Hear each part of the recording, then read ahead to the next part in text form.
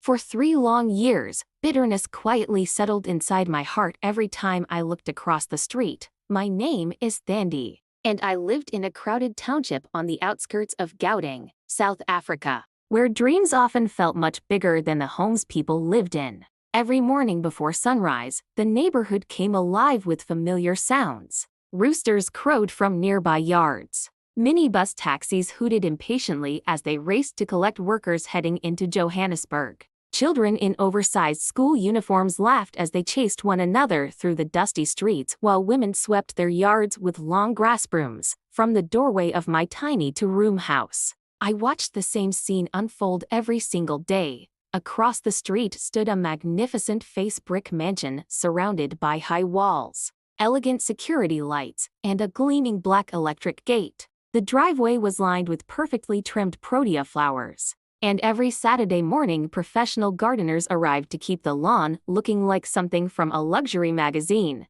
That house belonged to Lerato. Every weekday at exactly 7 o'clock, the black gate slowly rolled open. Out came a sparkling silver SUV that looked brand new no matter how dusty the roads became. Lerato would be behind the wheel, wearing elegant dresses, designer sunglasses, and a smile so bright it could light up the entire street. Her 2 children sat neatly in the back seat, laughing as she drove them to one of the most prestigious private schools in the province. Meanwhile, I stood outside my own home holding a worn-out broom, trying to ignore the water dripping from the corner of my roof after another night of rain. Our lives couldn't have been more different. My husband, Sifo, worked as a long-distance truck driver. Some weeks he was gone for 10 or 12 days at a time, driving cargo across South Africa, Botswana, and Namibia. The work was exhausting, dangerous, and poorly paid. When he returned home, he looked years older than his age. His hands were rough, his eyes were tired, his shoulders always slumped as though carrying invisible weight. Still, he never complained. "I'll keep driving until God opens another door," he often told me. I admired his determination, but determination didn't pay school fees. It didn't repair leaking roofs, and it certainly didn't make our daughter stop asking painful questions. One afternoon, while helping me wash dishes outside using a plastic basin, my 10-year-old daughter, Zama, looked across the road. "Mama?" "Yes. Why can't we live in a house like Auntie Lerato's?" My hands froze inside the soapy water. I looked at her innocent little face. She wasn't being ungrateful, she was simply curious. Children always noticed the differences adults tried to ignore. I forced a smile. "Maybe one day," she smiled excitedly. "Really?"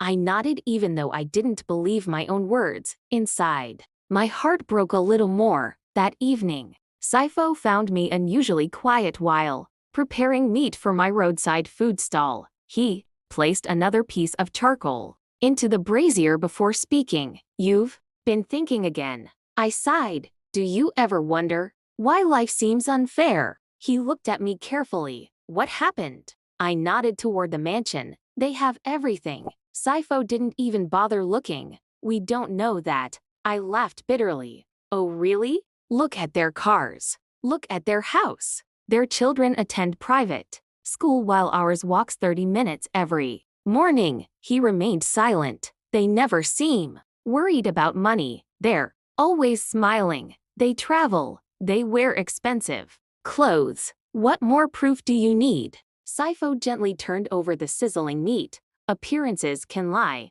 I rolled my eyes. "Not that much." He smiled sadly. "One day you'll understand." At the time, I thought he was simply trying to comfort me. I had no idea those words would echo in my mind months later. Every evening after preparing dinner, I pushed my small food cart toward the taxi rank. The smell of grilled meat and fried onions drifted through the cool evening air as workers returning from Johannesburg stopped to buy quotas before going home. Some evenings, business was good. Other nights I returned with unsold bread and barely enough money to buy cooking oil for the next day. Still, I thanked God for every customer. One rainy Thursday, business was particularly slow. As I packed away my equipment, one customer pointed toward the Large mansion across the road. They say the family there owns businesses all over Gaudang. Another woman laughed. I heard her husband is worth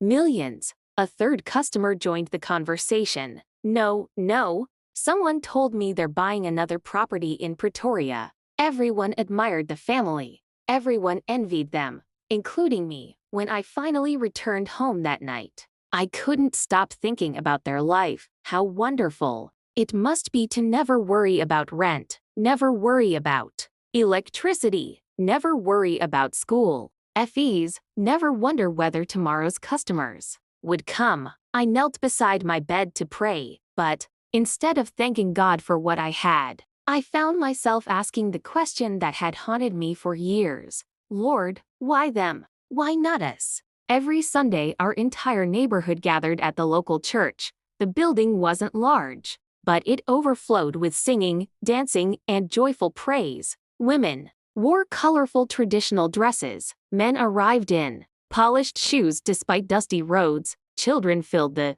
church with laughter before the service began, and every Sunday, Lerato arrived looking absolutely radiant. Sometimes she wore elegant shweshwe dresses. Other weeks she appeared in beautifully tailored church suits with matching hats that drew admiring glances from every woman in the congregation. Even her jewelry looked expensive. Gold earrings, diamond bracelets, beautiful watches. The women whispered as she walked past. She always looks so graceful. I wish I had her wardrobe. God has truly blessed that family. Even Pastor Makona often praised her generosity. One Sunday, he smiled warmly as he addressed the congregation. We thank Sister Lerato and her family for another generous contribution toward our new church building. Applause filled the sanctuary. Lerato simply smiled humbly before returning to her seat. I clapped too, but inside,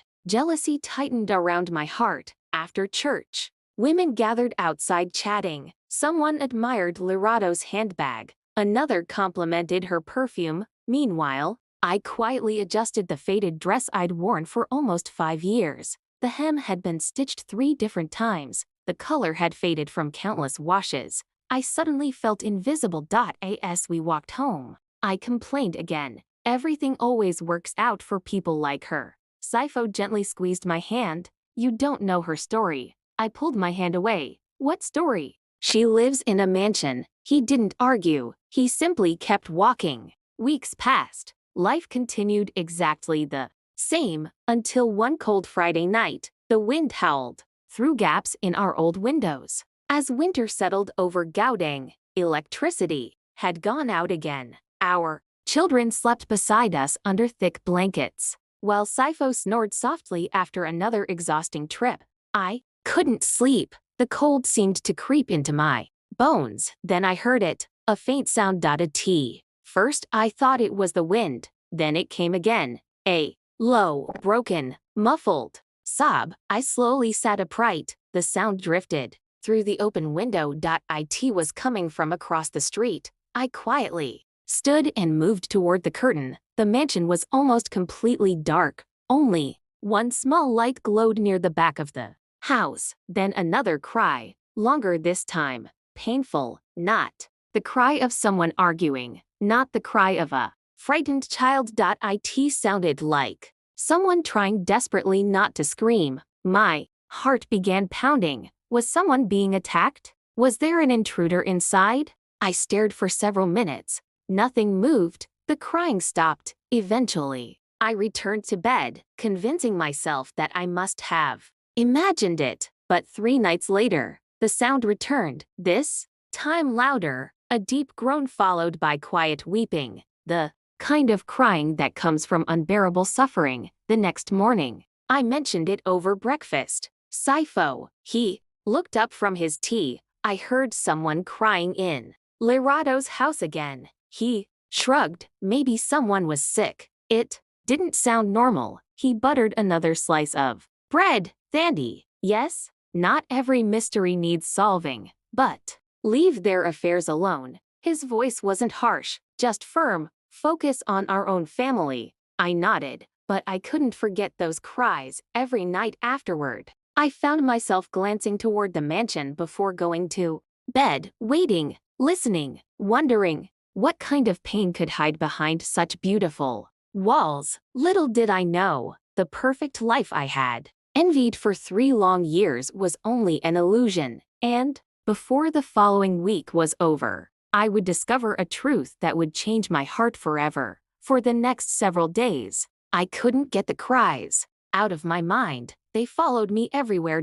As I swept the yard in the mornings. As I sold kodas beside the taxi rank. As I stirred pap over the charcoal fire, even while I knelt to pray before bed. Every time I looked across the street, I saw the same picture everyone else saw: the silver SUV, the spotless driveway, the expensive home, the smiling children, and Lerato, always smiling, always waving, always looking like a woman who had never shed a tear in her life. Yet every few nights, after darkness swallowed the township and every house became silent, the crying returned. Sometimes it lasted only a few minutes, sometimes nearly an hour. The sound wasn't loud enough for the whole neighborhood to hear. It was the sound of someone trying with every ounce of strength to suffer quietly. One Thursday afternoon, while hanging freshly washed clothes on the line, my elderly neighbor, Mama Namsa,